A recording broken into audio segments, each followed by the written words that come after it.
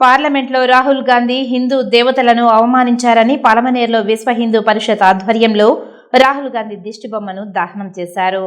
స్థానిక tower clock వద్ద జాతీయ రహదారిపై చేరుకున్న విశ్వ హిందూ పరిషత్ సభ్యులు రాహుల్ గాంధీకి వ్యతిరేకంగా నినాదాలు చేశారు. అనంతరం ఆయన దిష్టిబొమ్మను పెట్రోల్ పోసి నిప్పంటించారు. ఇందిరాగాంధీపై తీవ్ర స్థాయిలో మండిపడ్డారు.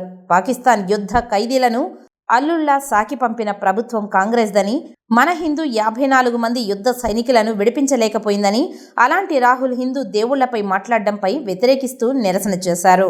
అల్లుడిని సాకినట్టు సాకి పాకిస్తాన్ పంపించింది. 54 మంది హిందూ యుద్ధ ఖైదీలని పాకిస్తాన్ నుంచి విడిపించుకోలేకపోయింది. ఇది వాళ్ళ చేతగాని తనానికి, భారతదేశం అంటే గౌరవ మర్యాదలు లేని అని చెప్పడానికి ఇది మచ్చుతునక.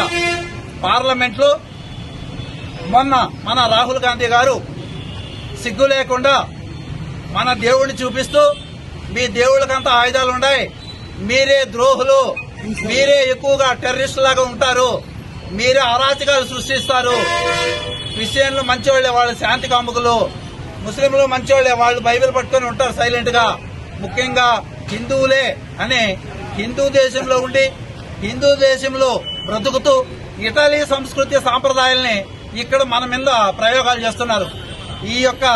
ఇక్కడ పుట్టి పెరిగిన వాళ్ళకి మాత్రమే ఇలాంటి గౌరవ మర్యాదలైన లీడర్షిప్ వాళ్ళని తప్ప ఎక్కడెక్కడి నుంచో వచ్చిన వాళ్లకు ఈ లీడర్షిప్ ఇచ్చేదాని వల్ల మన హిందూ సాంప్రదాయం మంటగలిసిపోతా ఉంది.